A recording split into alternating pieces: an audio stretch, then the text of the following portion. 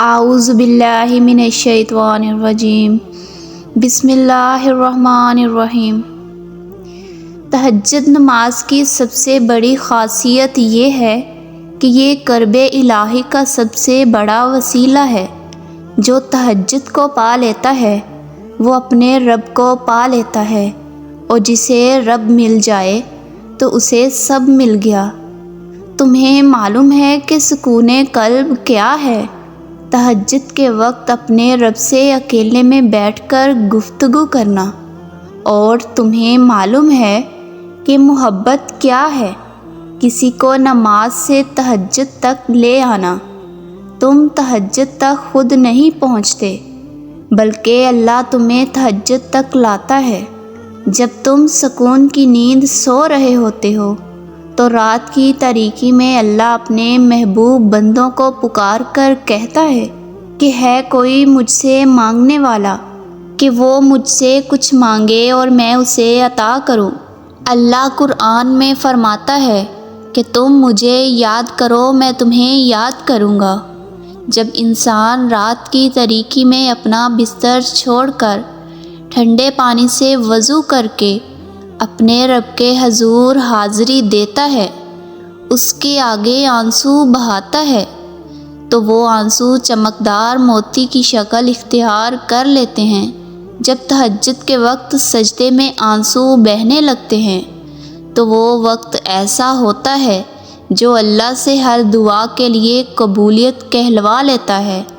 زندگی جب دکھ اور آزمائش میں مبتلا ہو، جب آنکھوں سے آنسو رواں ہو جائیں اور جینے کا کوئی مقصد نظر نہ آ رہا ہو، جب کوئی تھپکی دینے والا، حوصلہ دینے والا کوئی نہ ہو، تو پھر وہ ذات ایسا حوصلہ، صبر اور اطمینان دل میں اتار دیتی ہے کہ لگتا ہے جیسے کوئی تسلی دے کر کہہ رہا ہو کہ گھبراؤ نہیں، میں تمہارے ساتھ ہوں اور تم خود کو تنہا مت سمجھو۔ کوئی دکھ، کوئی تکلیف ایسی نہیں جس کا مداوا اللہ نے نہ رکھا ہو۔ اس لیے تو اللہ قرآن میں فرماتا ہے کہ یقیناً تمہارے آگے آنے والے حالات تمہارے پچھلے تمام حالات سے بہتر ہوں گے۔ جب انسان تہجد میں دعا مانگتے ہوئے اپنے رب کے آگے روتا ہے، گڑ گڑاتا ہے، اس کے آگے اپنی فریاد پیش کرتا ہے، جب روتے روتے ہچکیاں آنے لگیں، جب وہ بے بسی کی انتہا پر پہنچ کر روتا ہے تو اللہ کی رحمت جوش میں آ جاتی ہے۔ تو پھر اللہ اپنے فرشتوں سے فرماتا ہے کہ جاؤ، میرا فلاں بندہ رو رہا ہے، اسے چپ کرواؤ۔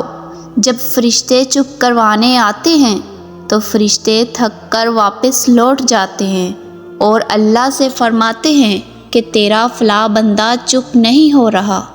اور پھر فرشتے سوال کرتے ہیں کہ تو جانتا ہے کہ تیرا بندہ کیوں رو رہا ہے، کیوں تڑپ رہا ہے؟ تو پھر اللہ فرماتا ہے کہ میرا بندہ کسی اپنی بہت پیاری چیز کے لیے آنسو بہا رہا ہے۔ تو اللہ فرشتوں سے فرماتا ہے کہ تم گواہ ہو جاؤ کہ میں اپنے اس بندے کو ایسے اجر سے نوازوں گا کہ وہ اپنے تمام ماضی کے دکھوں کو، تکلیفوں کو بھول جائے گا اور پھر اپنی قسمت پر رشک کرے گا۔ پھر جو آنسو اس وقت تکلیف کی حالت میں نکل رہے ہیں، پھر وہی آنسو شکر کی شکل میں نکلیں گے۔ تو پھر میرا یہ بندہ شکر کے سجدے میں ہوگا اور رو رو کر میرا شکر ادا کرے گا۔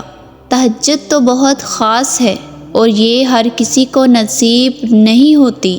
اس کی سب سے خاص بات یہ لگتی ہے کہ تہجد کے وقت اللہ اپنے خاص بندوں کے لیے، ان کی فریاد سننے کے لیے 7ویں آسمان سے پہلے آسمان پر تشریف لاتا ہے۔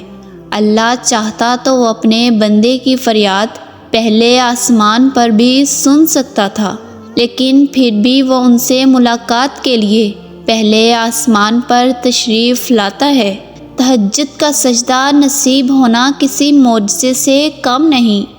جب انسان اپنی نیند قربان کر کے عشق کے سجدے میں اپنے رب کے حضور حاضر ہوتا ہے تو یہ معجزہ ہی تو ہے کہ اللہ اس انسان کو اپنی محبت اور قربت خاص کے لیے چن لیتا ہے۔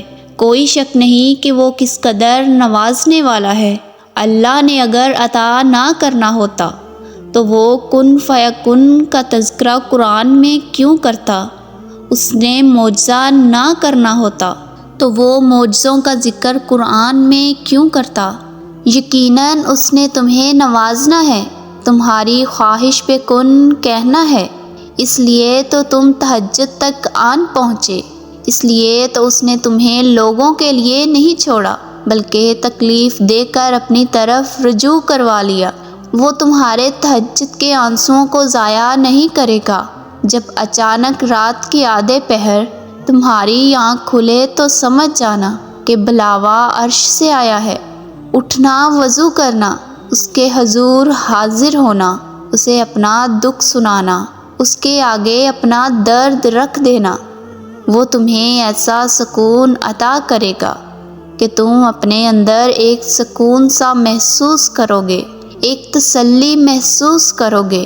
تہجد تک آ جانا کوئی معمولی بات نہیں، یقیناً کچھ ایسا ہونے والا ہے جو تمہیں ناممکن لگتا تھا، تو یقین رکھو اس پر وہ تمہیں مایوس نہیں کرے گا۔